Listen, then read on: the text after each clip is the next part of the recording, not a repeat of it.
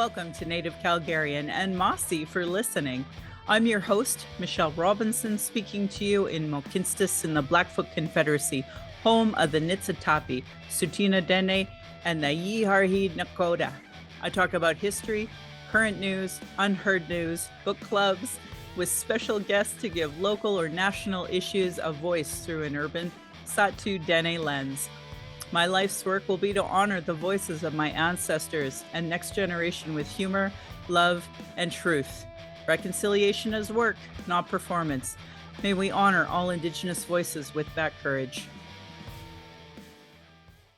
All right, today is December 8th. Welcome to Native Calgarian Podcast and also Chapters in Chat. So thanks, folks, for coming. For folks who don't know, this has been running for a long time, and we are going to have our 10-year anniversary in June. So today I had released the new book club selections for next year. And for today, we're doing Remembering Our Relations by the Athabasca Chippewan First Nation, and really talking about the Wood Buffalo National Park and how it came to be. So welcome. And I think we should always start acknowledging that right now I'm in Mohkinstsis on Blackfoot territory of the Blackfoot Confederacy of the Siksika, Kainai, and Piikani. And then south of the border is the Blackfeet Nation. And in 1877, Treaty 7 was signed here, which also brought in the Stoney Nakoda, the Wesley Good Stoney, the Chiniki Bears Paw Nations. And then we also have the Dene from Tsuut'ina. And I always acknowledge all Métis, all Inuit, all visiting First Nations as the keepers of Turtle Island. So I'm always honored to be here, and I always encourage settlers to just be good treaty partners. And again, because it is December 8th, and it's such a hard time for folks to be here with this capitalist hellscape of Christmas. I just wanted to let people know that, I really am grateful for folks who take the time to come here when it's Christmas and, the holidays are in full swing. And I respectfully understand, teachers doing end of the year, how wild it is, whether you're working retail, it's just a busy, busy time. So I have a deep respect for you all for making the time to come in today. Thank you. And this is such a great book. For folks who are listening in, everyone that's here today they already do the book count or book club accountability. And so that's really respecting and understanding that Indigenous people speak first. And that, we kind of let Indigenous people lead the conversation for the simple fact that settlers have always had the conversation on Indigenous people, and that's the problem. And if we're moving forward in a good way with reconciliation, then we need to start having Indigenous lenses, Indigenous authored books, and moving forward with that understanding that there is another worldview. And so I'm really honored to have read this book out of all books because well, I'm Satu Dene, so that's really, really far north. My people, we stop at the tree line before the Inuit. So that's how far north my people are in Satu territory. And my granny was forced to go to residential school in Fort Providence. And when she was done that, she was assigned Yellowknives Dene as our band. So that's why I'm a Yellowknives Dene member and why Treaty 11 matters so much to me. And this book here talks a lot more about Treaty 8, which is Northern Alberta.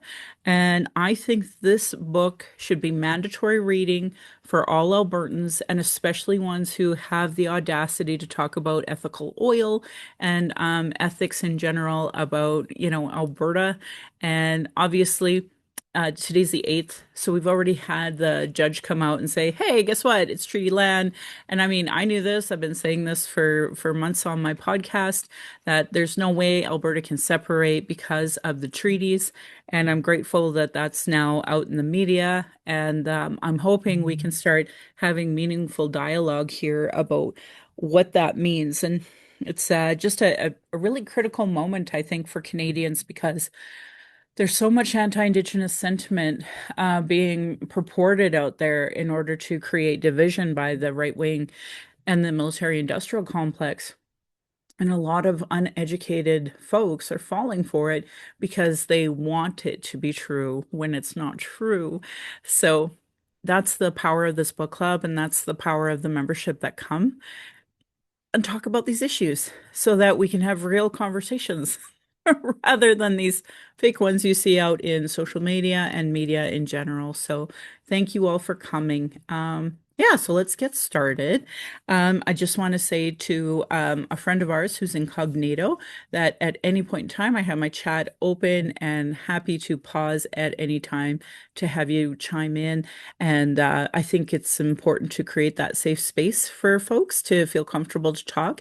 And then conversely, for all the settlers who are happily on with their video on, just still creating that safer space so that if you don't want to be recorded saying some words or questions or whichever, you feel very comfortable requesting that. And we just pause the podcast so that that way, you know, it the point of learning is to feel safe doing it, right? So, but with accountability comes responsibility, right? So we of course we don't want to say harmful things, not that anyone here would. So grateful to be here with you all.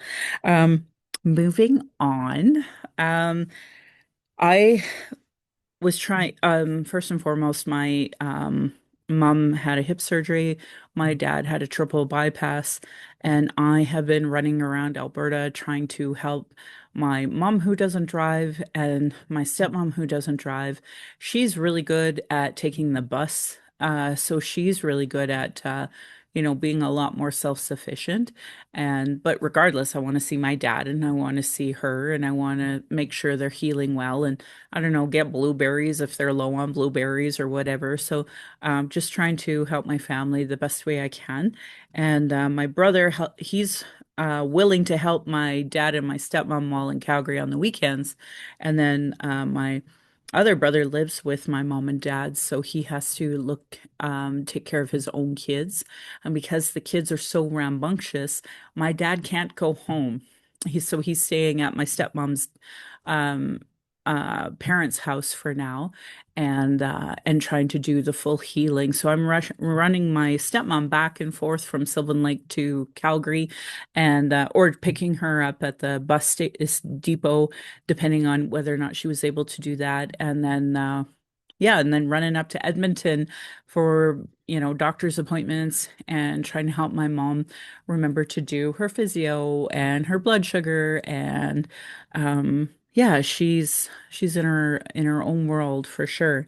And then meanwhile there I feel really like torn because I want to do more in so many different ways and I can't. I One of our wonderful book club members passed away, and then his wife, who normally comes here, she's grieving. She's going through that, and you trying to figure out what life is going to look like now without him after decades of marriage.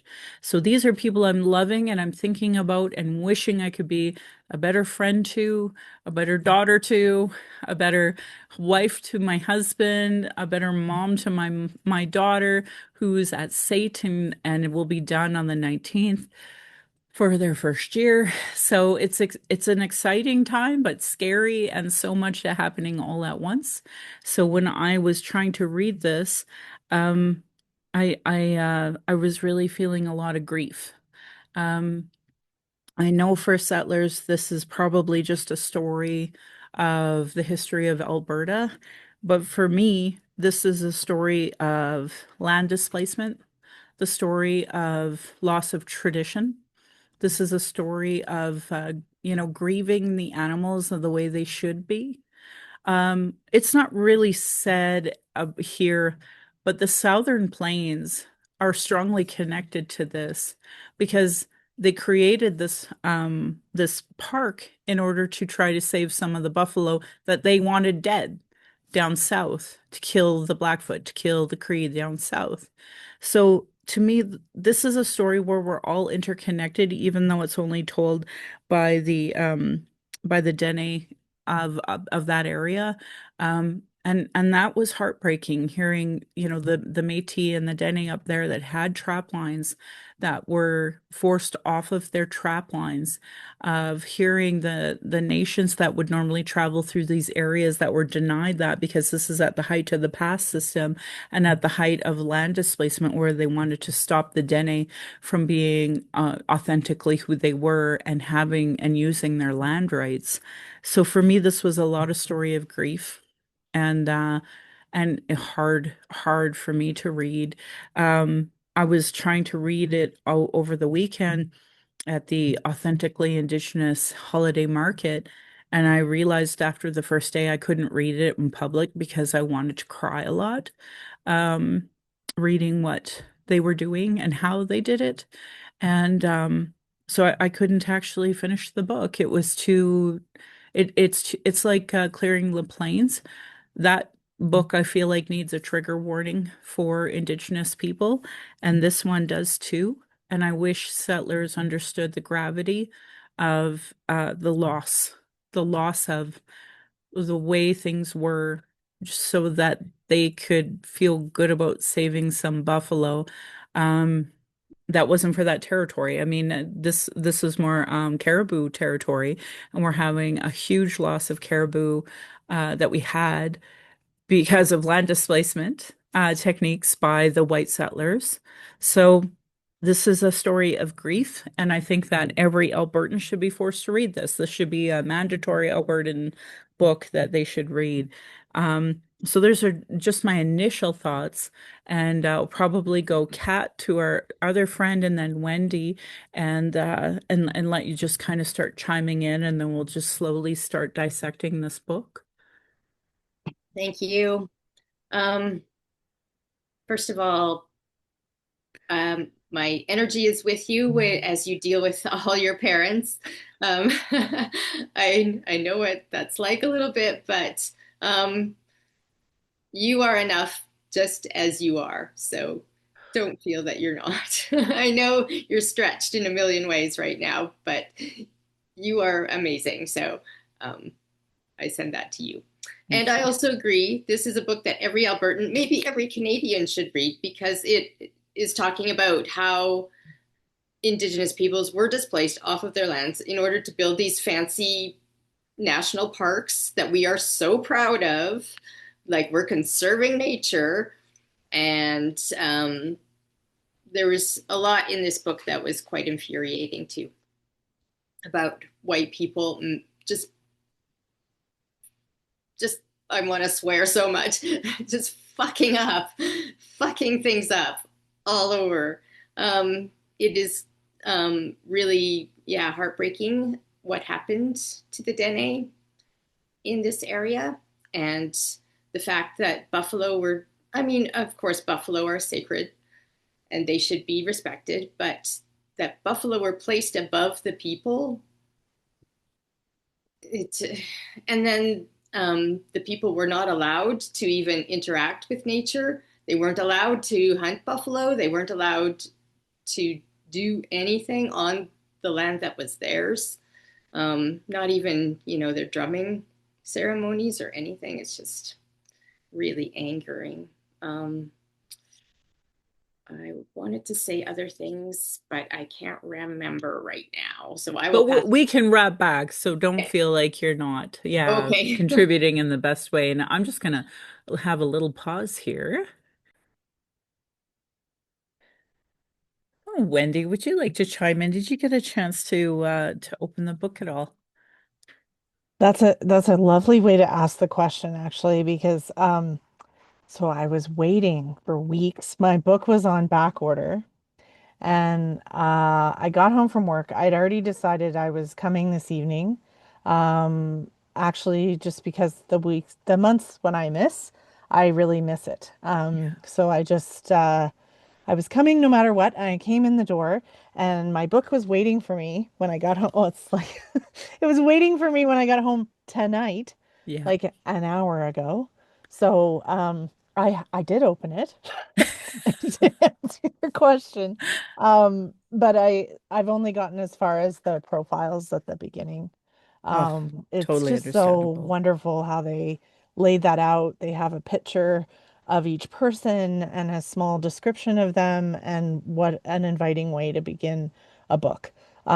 Like it's just really emphasizes all the voices and the people who contributed to it. So I'm making notes this evening of things I'm going to pay attention to as I read it. Ironically, my January book arrived before this one, so I'm also starting that one on Indigenous governance by Bob Joseph that we're reading in January. So I'll have two of them going. But I did also want to say one of the reasons I'm really looking forward to tonight's discussion and this book itself. So when my great grandfather and family came to settle in Alberta. They were in parts of the U.S. and they moved right at the turn of the century when many settlers were moving to Alberta and settled just north of Athabasca, the town of Athabasca. Mm. So my family, so I have never lived there, but my great grandfather and then my grandfather and then my father were all raised near the town of Athabasca, which is right on the border of Treaty 6 and Treaty 8. And so I will be taking that kind of family lens to my reading of this. I do find it really interesting. I think we've talked about this before in a more general kind of prairie context.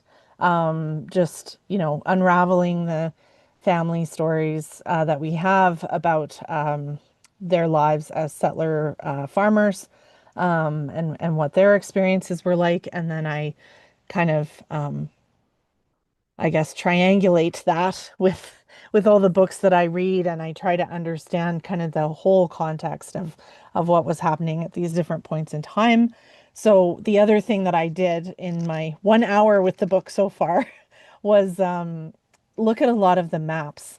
Like I'm trying Yes. to kind of orient myself in that space and better understand Northern Alberta in lots of ways. And I just really appreciated the way that they have so many different maps, different points of emphasis in those maps. And yeah, but I also just really appreciate, Michelle, just the context you gave at the beginning. This is none of these books are easy books. But I really appreciate you reminding me as a settler. I appreciate hearing how these land differently for Indigenous people. And it is really important for me to kind of see the limits of my own perspective when I'm reminded how things might land differently from a different perspective. So that is a big part of what I appreciate tonight. And then maybe kind of wrapping around thinking of all of you this December. I was so uh grateful that you started just talking about how difficult a time of year it is. Yeah. So I look forward to having my mom at our house this Christmas.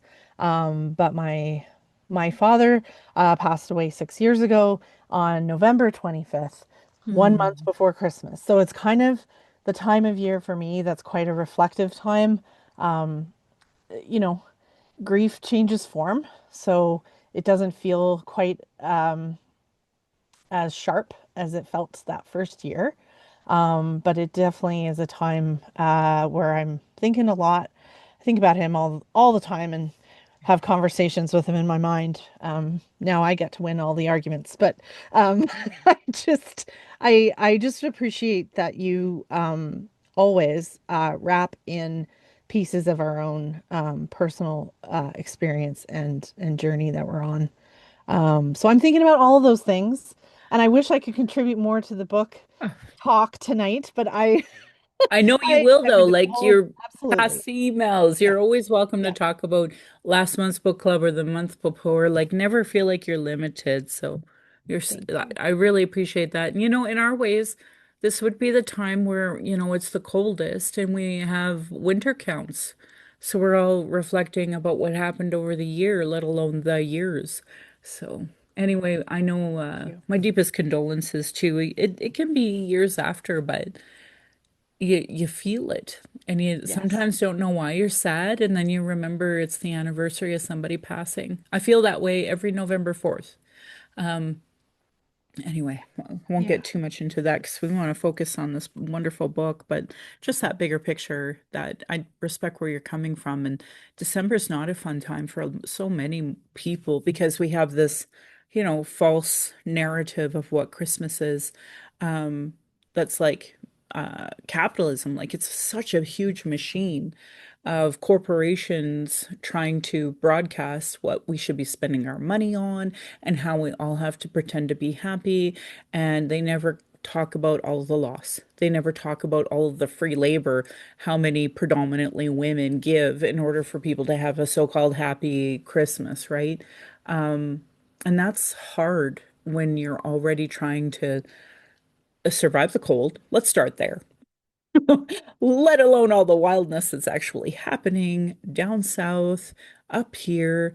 That's another place I feel pulled to is that there's a recall petition for our area, and I feel pulled to it. However, um, I don't know if it would be one appropriate for me to contribute it to it as a former candidate, but I also, that was years ago now already. So now it's a little different where it wasn't like I ran against him in the last election.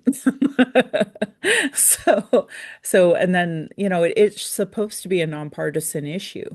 So that's, and I want to get the paperwork done, even if I just fill it out for me and get some family to do it. But 10,000 signatures is a hard goal when you only have five or four, a small handful of people doing it. So I just want to contribute the best I can.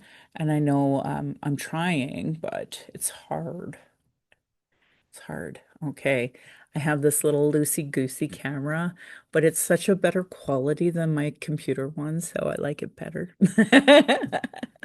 Anyway. Okay. I have a lot dog-eared. Um, so I'm hoping it's going to make sense as we talk about this book. Um, again, I want to amplify what you were saying about there being so many good maps um, showing this. That's my background is maps, so that for a nerd like me, this is one of my favorite things. Um, so page 48, 21 grave sites were identified within the boundaries of the park. Oral testimony confirms that many of those include graves located in Lake Claire along the Birch and Peace Rivers at Moose Island, Lake Mamawai, and uh, French Place, our Dene sites. Uh, the grave sites are evidence of the widespread and long-standing Dene presence in and beyond the lands and waterways that have become a part of the park. They also commemorate the devastating history of epidemics and residential schools that ravaged Dene communities in the 20th century. To me, these are, again, important things to be talking about.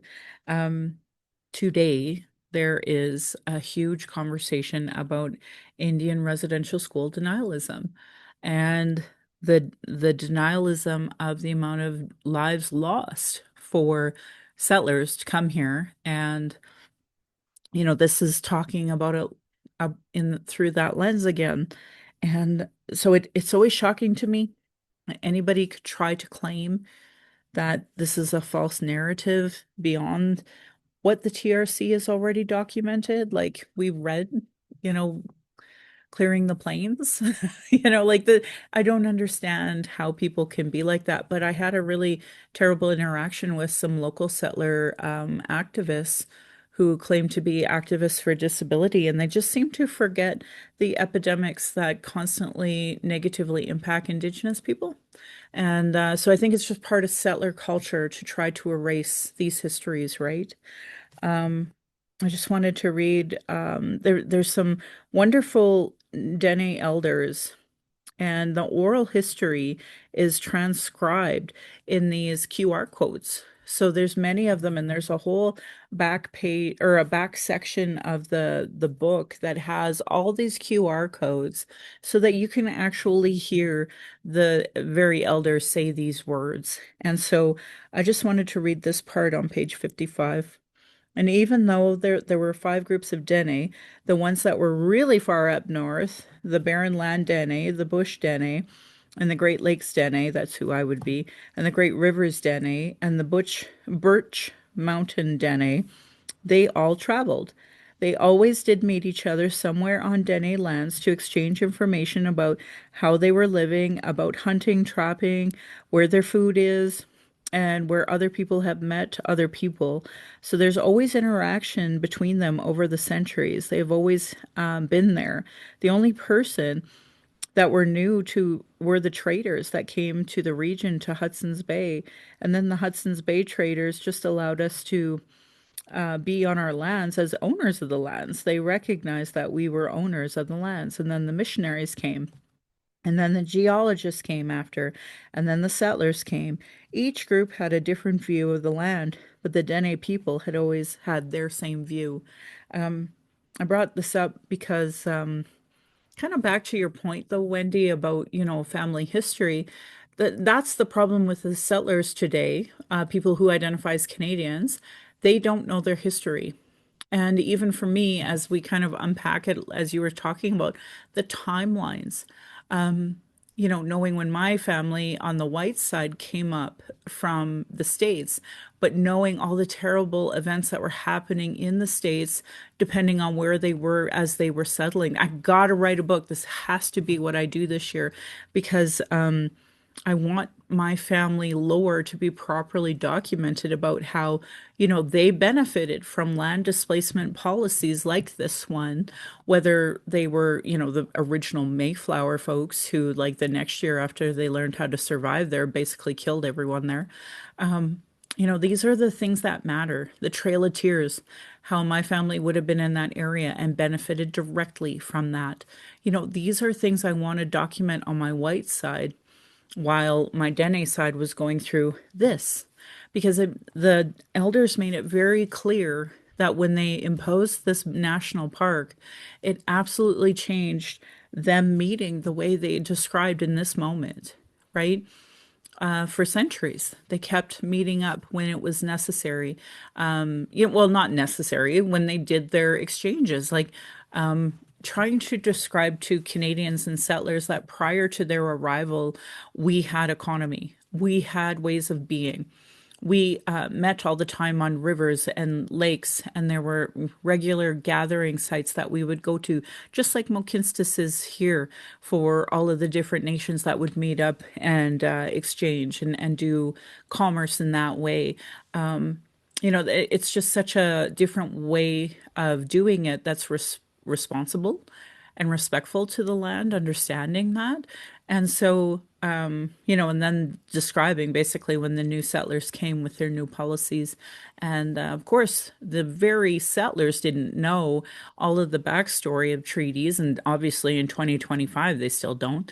So I just thought it was really important to highlight that. Um, Fast forward to 60. Um, this was an elder.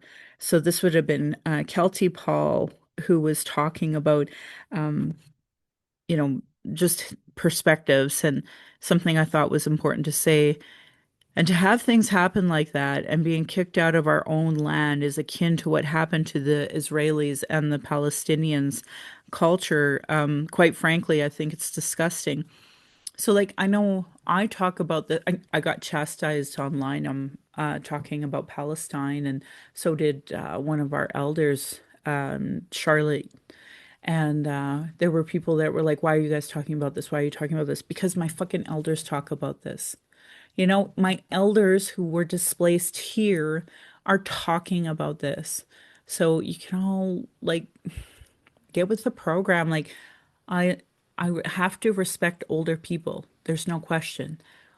But sometimes older people can say very ignorant, terrible things that really don't reflect the reality of what we're living through today and what our ancestors survived in order for us to live today. So I wanted to bring that up because when I saw Palestine being mentioned here, I wanted to reiterate that because we're finally in a moment now where we can actually have meaningful dialogue, whereas before it was so suppressed. Fast forward to 74. Um, this is a gathering at Fort Chip. And when they signed the treaty, the water was really high, all the way up to here in 1899 in June. And this is the thing that people, Canadians and settlers don't understand. We have memory and we talk about what was relevant at that time. And for them to be talking about how high the rivers are, here it is 2025 and the water is so low. Was reading that one scientist said that our water situation, our drought situation is worse than the 1930s, right? And so just think from 1899 to the 1930s, how the water change was.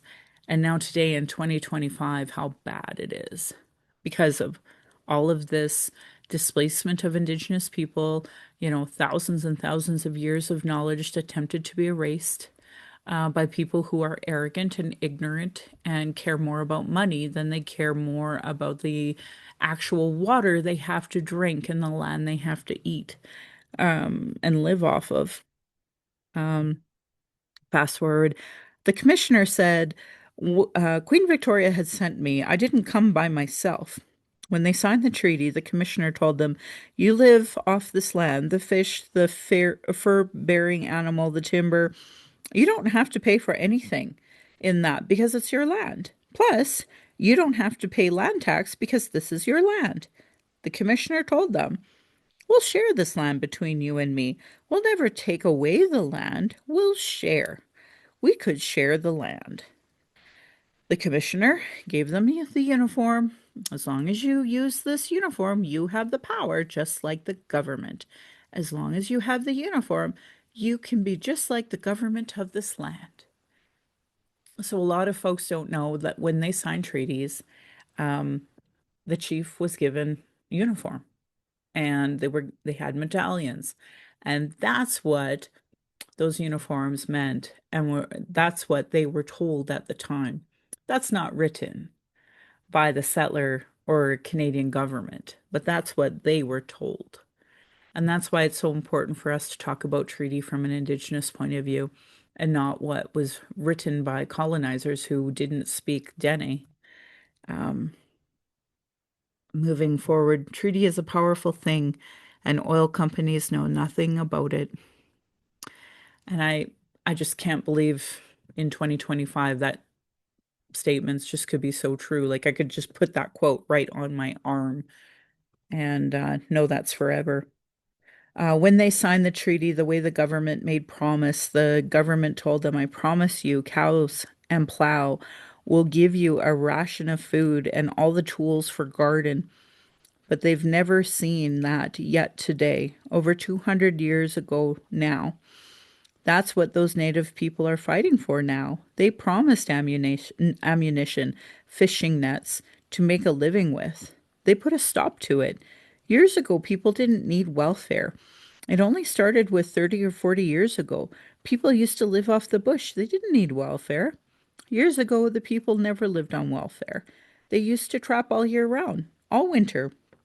They were never ran short of money. Everything was good then. The land, the water, everything now is polluted. Lots of muskrat in the past.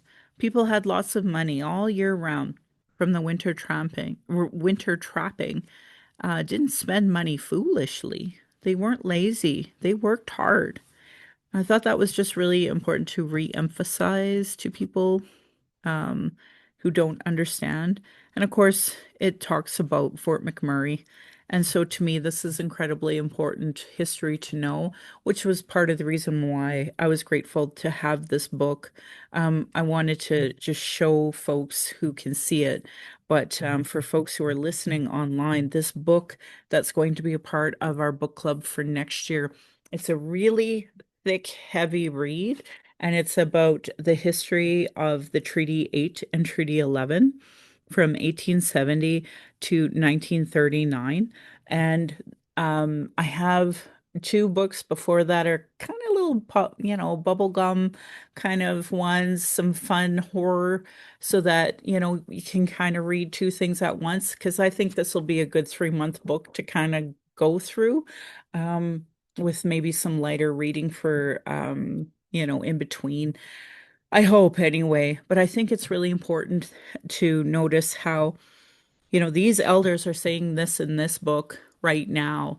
And that book obviously is going to go far more into depth about it, and be talking about Treaty 11, which is my area where I'm assigned. Um, anyway, I just wanted to bring that up as we kind of move forward with it, because we're talking so much about the treaty signing, and, having more context on that is most important. Um,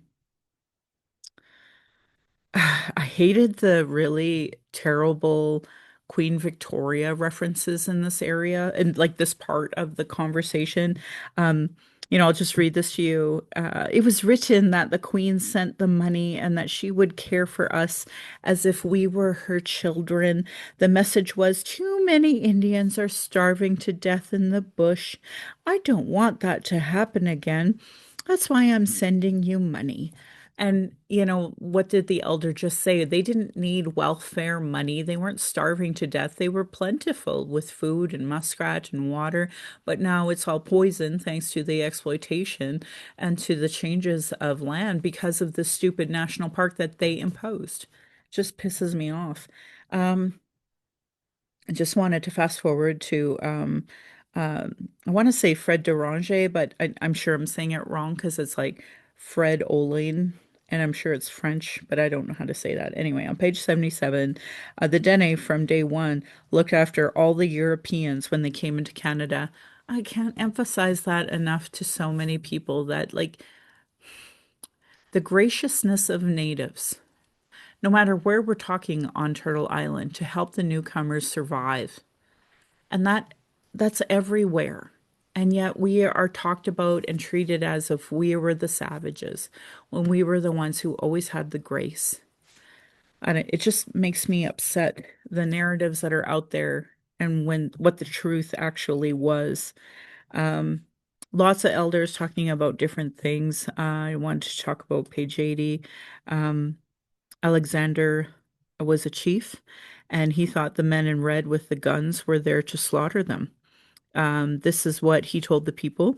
He also told the people the day before the treaty was to be signed that he was not in agreement and did not want the treaty. The next day, they all met outside, and the RCMP removed shells and guns from their attire, as Alexandra told them, and money passed out over the few days to the Cree and the Chippewa. I wanted to bring this up because to this day, I have tried to work with the police and I won't do it anymore, and they won't work with me, and that's fine. But this was a matter of contention in the last few years that I was working with them. Don't show up with your guns. Don't be intimidating. This is literally like from the start, always. And we all know the story of Treaty 7, of all of the British guns on top of the ridge as the treaty was being signed, and how many of those treaty chiefs were like, they're going to slaughter us. This is the same thing, the exact same thing. And every single day, there's a new native that was murdered by the police. Like, this just has never ended. And that's what I just wanted to re-emphasize that. Um, a little further, the people with both Chippewan and Métis blood would be considered treaty. Métis with no Chippewan blood were put separate. I wanted to bring this up for a different reason. Where I'm from, if you have Dene blood and you're a half breed, and that's what it's called at where I'm from, um, you are still considered Dene, but you are are classified because of the way the Indian Act says, no, you can't be native anymore. We have a very specific Yellowknife Métis. And those are really, folks like me who had lost status. Now I've regained mine. My daughter had regained hers, but we knew that because my granny is a well-known, respected elder, that we would be considered immediately Yellowknife Métis first. And so we never applied for it because we thought, well, we were told by Marie Sinclair, you better get working on your status. So we did, and got my daughter her status. But where I'm from, if you're part Dene, that's why Métis are is as included because Métis is like a word the Canadian government made up. Métis is like a word that the Canadian the way the Indian status is designed to exclude people. So it's different up there than it is down here. I'm not going to speak for the Blackfoot. They can speak for themselves. But I want to just like with that lens, Chippewan and Métis would be considered treaty. Métis with no Chippewan blood were put separate. And that's why here they emphasize Métis were not included on Treaty 7. And that's why I don't acknowledge the Métis Nation of Alberta's like governance structure here like the way settlers do, because the Blackfoot don't. And the Blackfoot are putting out great pieces lately explaining why this is not Métis territory and why they shouldn't be like this whole District 4 and 6 and Métis 3, Region 3, all of these things. Like that's in the Métis world, but that's not the reality. That's not treaty, and that's not the Blackfoot Confederacy. And Canadians don't understand that distinction. And I wish they did, especially in this territory in Treaty 7. But, for my people, I know that we look at Métis very differently if they're Dene descendants. So, and if you look it up, if you look up Yellowknife Métis, you'll see it says Dene descendants. So, anyway, and I thought this kind of emphasized that point, which I've tried to explain, but we're in a weird moment of exposing Thomas King for pretend Indianism. And there's a young woman that's being accused of being a pretend Indian. And I even read something about her being suicidal and because of the type of backlash that's coming out. Um, and I don't think she's a published author, so I wouldn't have done her book, but um, these are real issues. Whereas, like to me, a Yellowknife Dene descendant who has to be considered a Yellowknife Métis, like that's an example of that structural racism that's embedded in Canadian policy that we learned how to adapt within. Of course, a pretend Indian would have no idea what I'm talking about because they are not native and they've never had to live this and they don't understand. So, and this distinction of Métis is very important because it's not the same here as it is up in Yellowknife. And obviously, the Dene in Chippewa felt the same way. If you were a descendant of Dene, you were, Métis that was included. Okay, moving forward.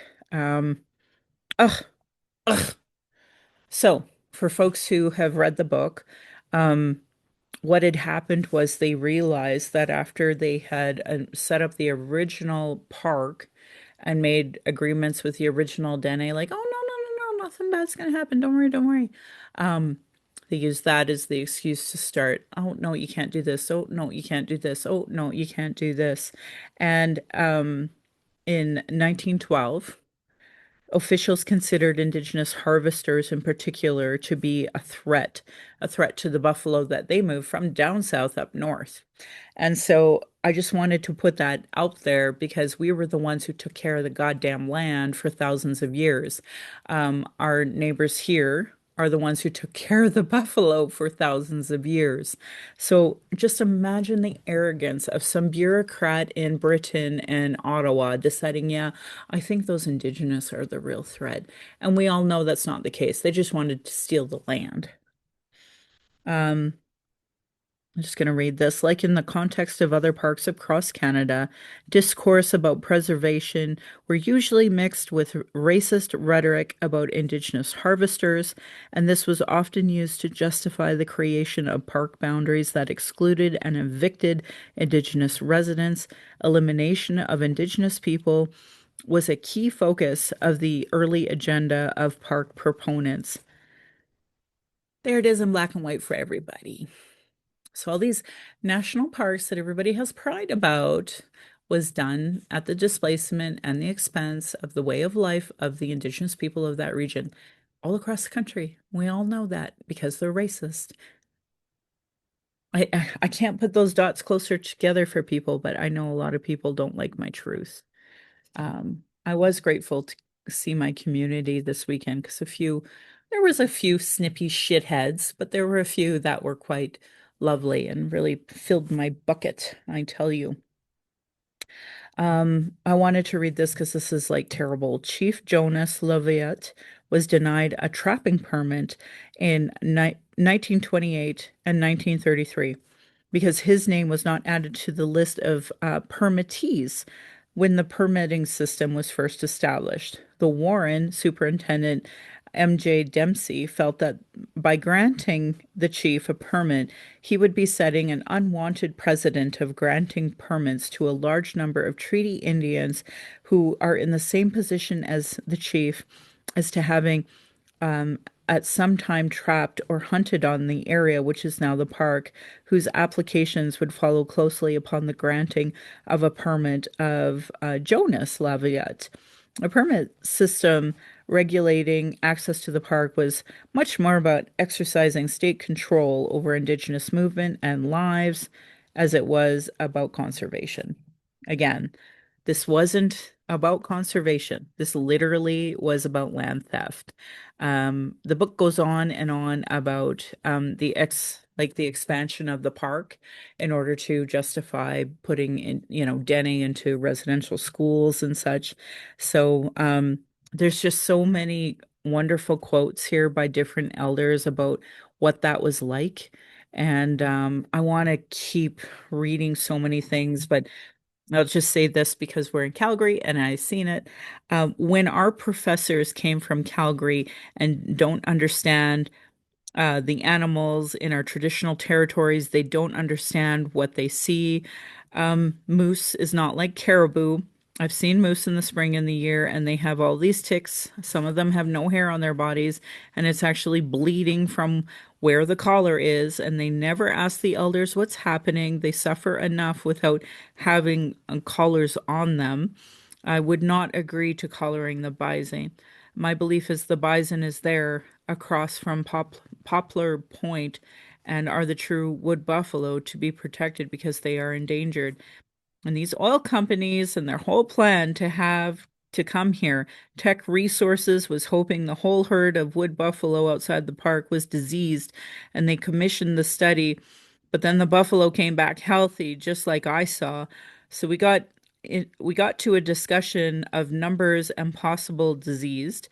And I told the story of way back when we tested 198 and only three were diseased back in the 1960s. The Ronald Lake bison herd had never had contact with the wood buffalo, and they were disease free. I told them, I'll make a bet. He said, no bets. So I told him to take him with me, and they moved to their kill zone closer to wood buffalo, but they ended up not getting anything. And I explained to them, when you see this herd here, you see the bulls, you will see that they do not look like the bulls around Fort Chip. So, like, that's why this book by Joan Ryan that we had done, I was just like, this bitch didn't know what the fuck she was talking about, and that book should be burnt. But instead, that was used as a, reason to be a prophet at the UFC. And this quote that I just said here, like, this is not any different here today in 2025. And it just pisses me off that we have to go through all of these hoops and regulations when it's unnecessary, but we all know it's because they don't really care to listen to us. Even though we have something like that's meaningful to say, but they're not there to care or preservation or conserve the land. They're there to exploit the land. They're there to displace us and to feel good about it. So anyway, I just wanted to bring that all up because for folks who are listening, let this be the reason why. There's so much in this. It's a grieving book for Dene. It's a grieving book for Indigenous people. But I think it should be necessary and mandatory reading for Albertans. Because if you're in Alberta, you need to know, especially if you're in oil and gas, you need to know what you're making that money off of. And at the expense of what it took, the policies it took in order for you to make your dollar. And yeah. So that's kind of my summary of the book, in the hopes that people feel compelled to buy it and to read it and to know that there's no such thing as ethical oil in Alberta, contrary to what the talking point is. And I proudly was blocked by Jason Kenney on that point. And as insulted as I was, I'm just proud that I will never engage with another stupid conservative who's ignorant and will never understand the gravity of the conversation I'm trying to have and the conversation that they're trying to have. They're not even close to educated in this conversation. So, yeah, that's kind of how I feel. I felt very vindicated in knowing this was pointless to try to engage with those folks on. So, Kat, I'm going to pause or mute myself and give you the floor. Thank you. Yes, thank you for all those points. They were, yes, 100% agree with everything you said. One thing I remembered that I wanted to say was that I loved how the elders' voices were centered in this book. And I love that there's a QR code that you can go and listen to them in their own language, even if you don't understand. It's okay. There are some in English as well. And I really appreciated that. And they should be listened to. They are telling the truth. They were there. And these stories were handed down to them as well. Also, I just thought, as you said, the audacity of white people saying that Indigenous people cannot manage the land or the wildlife. It's like, what the fuck do you think they've been doing since you showed up? You know, everything was good until we showed up and messed with it and created the situation in which bison are endangered, in which, you know, all the fur-bearing animals have disappeared because of that stupid dam that they installed and all that stuff. Also, I liked the chapter near the end on Indigenous resistance, on the Dene resistance. Since the very beginning, people have been fighting this stupid park and their stupid policies. And it goes up even till today, where the government is saying, oh yeah, we're co-managing the park with you, but then we don't listen to anything the Dene are saying about it. So people need to realize that too. It's like, that's just performative reconciliation. It's meaningless. And that's the point. That's the government, what the government wants. They want people to say, oh yeah, we're doing reconciliation stuff, but you're not. It's not meaningful whatsoever.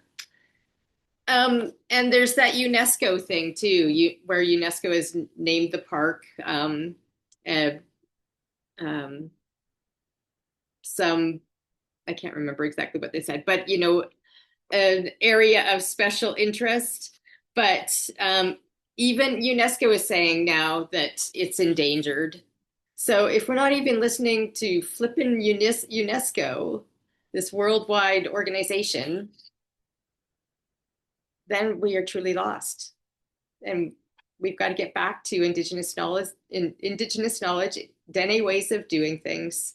Let you take over the park again. Fuck the park, just give you the land back. That's every national park should go back to the people who were here first. That's all I got to say for the moment. Okay, but let's talk about that. That is meaningful reconciliation. You know, if a person really cared about reconciliation, then they would be like pushing for that Hmm. because the descendants of those trap lines that were taken from them, those themselves should be reinstated immediately and go from there. Now, it won't be the same, obviously, Yeah. because of all of the damage that's been done. But and as we all know, like farmers are upset. I've been waiting for he's a singer down south, Cord Core Lund. Blund. Yeah. He's going to start a petition, and that one I'm signing up for immediately when that comes out because like this is about water. And I always kind of joke that settlers only care about having good water for their beer, but the truth is that this is one thing we can have some kind of solidarity on. And they've already ruined so much of the watershed. Was just sharing earlier this month about the Mackenzie watershed and the concerns going on about that. Um, you know, I can't emphasize enough the amount of damage that industry is doing in this area. So this concept of ethical oil, like whenever I hear or see that, it's just ridiculous. And I'll just share a quick story because it happened twice to me on my way up to Edmonton and back. Um, Here I am in my old beat up van going up and down the number two. And in front of me are big trucks, although I'm surrounded by big trucks, and one has like, missing. And, I'm going by like frack convoy, there's multiple. And I'm just like, oh, I wonder why people are missing here. I wonder why people die here. But I know nobody cares, right? Nobody does anything because they care more about that money than they care more about the environment or why it is people go missing around here. So anyway, it's and that happened to me twice actually. Once on the way down and once on the way up. And yeah, like you can't take, video. You're going 120 down the QE2. So it's just kind of a funny moment of this is what's really happening in 2025, and everybody still wants to be in denial about it. So I anyway. don't, I know. I mean, what you said about water too, it being worse than 1930, it's like that should be terrifying to every single person in this province. That, soon we're going to run out of water. Then what are we going to do? But you know what I am seeing for the discourse online, especially are settlers saying, "Oh my God, I can't believe the notwithstanding clause and the attack on trans. I'm gonna move." And then other people being like, "Oh my God, we so moved and it was so good and worth it, and you should all move." And it's like, so yeah, so basically we had settlers come, pillage the land, Mhm. exploit the land, not clean the land, not do the proper reclamation. And then when they get their panties in a bunch on the Westminster system that they imposed on us, then they're going to leave.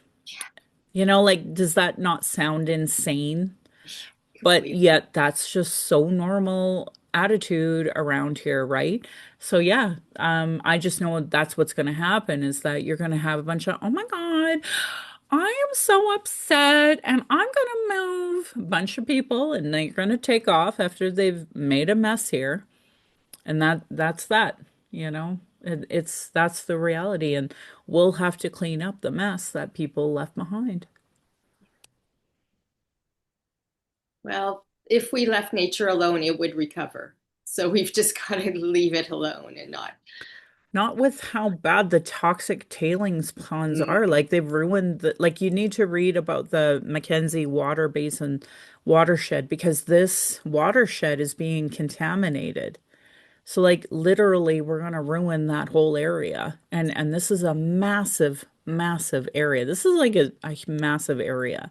And why? So that some oilmen in the 80s could make some money and they never properly disposed of it. And I say that giving shade to, Ontario and what they're doing with their nuclear waste. Like I could give you different ideas of all across the country of why it is that they do this and they think it's acceptable and okay to do that.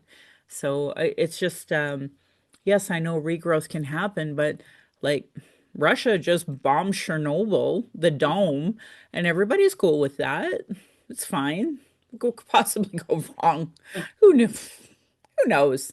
Like It'll be okay. there's no responsibility whatsoever to the cost of the earth because of human impact. Like it's just shocking to me how dumb people can be. And I don't mean that in an ableist way. I'm just like, I cannot wrap my head around how people can be okay with what is happening.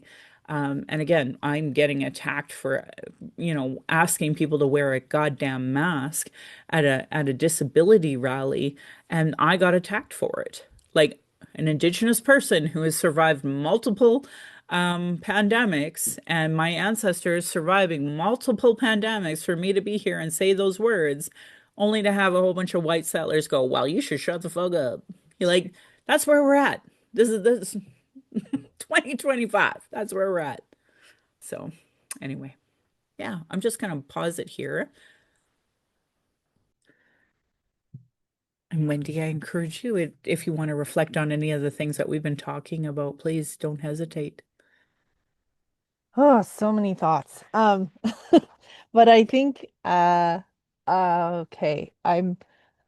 You know, I kept coming back to something you said in that early part of the conversation, Michelle, when you were talking about settlers' tendency to explain it away.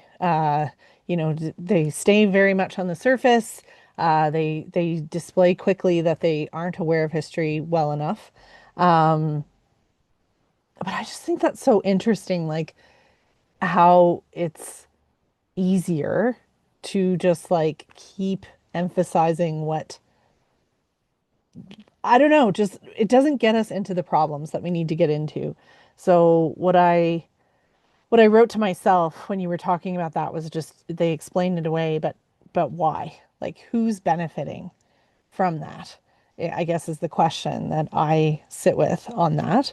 And then I think it makes me really grateful that you brought up the piece about water shortage, because I know several different people in my life who are have lots of expertise in water, and they've been saying for years the things that you were just saying. Just, Alberta's first really big problem will be water. Like water is going to be a huge shortage. And I appreciate you giving voice to the fact that these things aren't going to just, okay, well, we'll go to a different source and we'll just get their water from a different spot until that one fixes itself. Like there's some of this that is difficult, if not impossible, to reverse. And I think that's the part that I'm trying to connect to the earlier thought on like, why are you explaining it all away? Because to me, I'm like, at what point is this serious enough to care about it? And then I think where it led me, you can see how my thought patterns go, like they go in these big circles of thought. But I think where it led me was if you think about the patterns over many generations for white settlers, the pattern is very much as you described about I'm not going to be able to do the voice as well as you did it, but like just the oh my God, like I guess I'm going to move somewhere else now because this is just so awful. Like that is the pattern.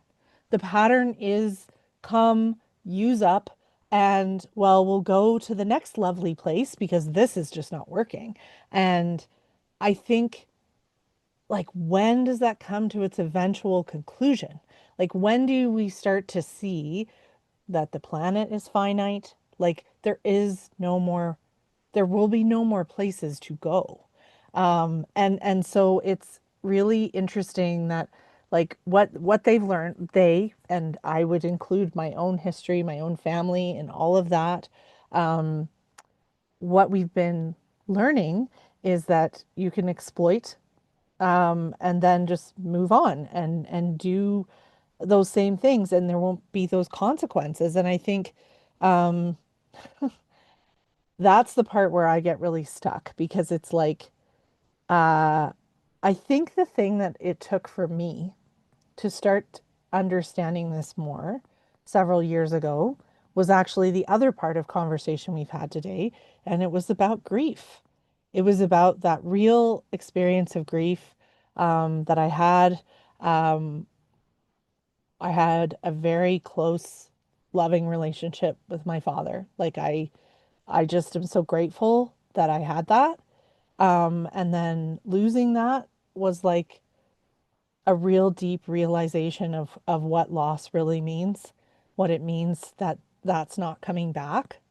And and then the timing of that coincided very well to many of that was around the same time that I started coming to this book club. Like there are ways for me that those pieces fit together where I had to be in this place of like accepting the things that you have to accept to get through grief when you have an extreme loss.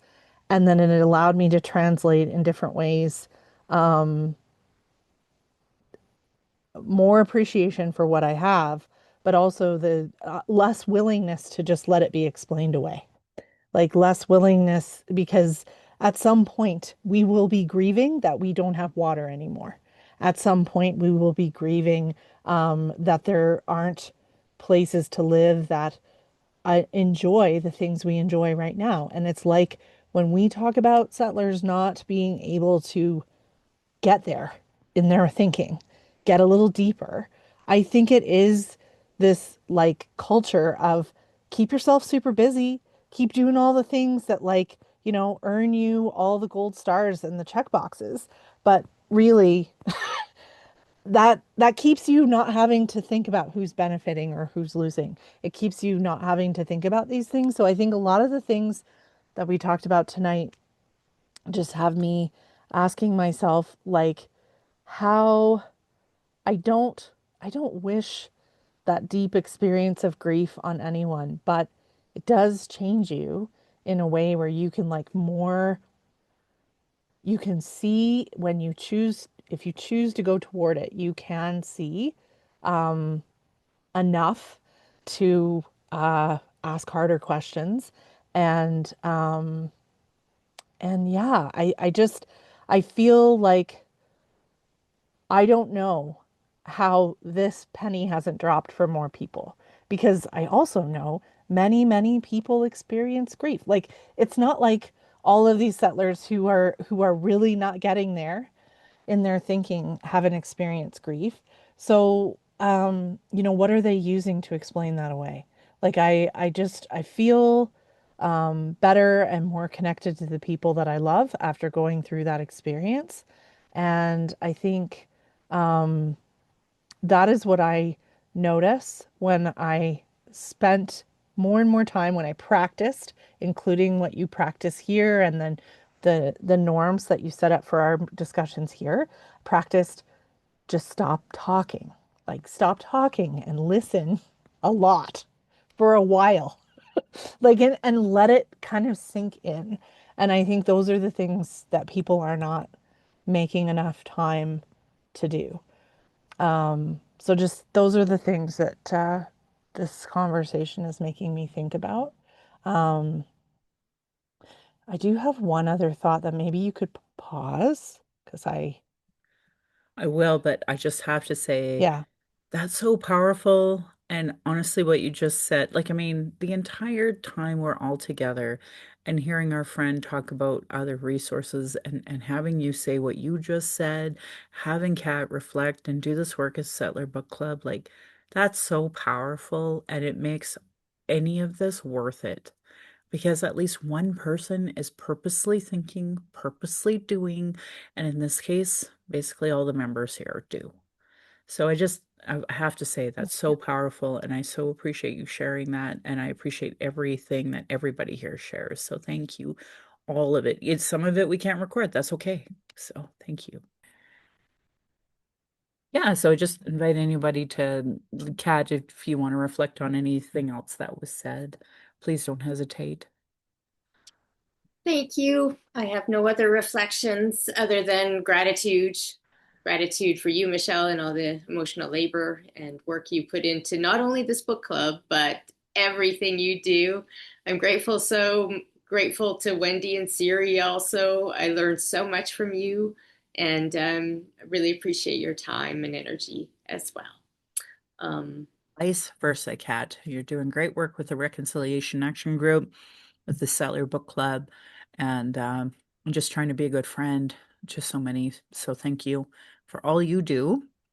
I hope everyone here knows, whether you're listening online at a later time or whether you're Wendy or Kat or our friend Siri, they're here, just appreciate you all. And, many of our book clubbers that would normally be here who can't be here, I'm just thinking of them too, knowing it's again December 8th and it's a wild time before the Christmas holiday. So, so much love and respect for those who could come, and lots of love and respect to those who have come throughout the entire year as we move on to 2026. So, yeah, thank you folks for joining me yet again.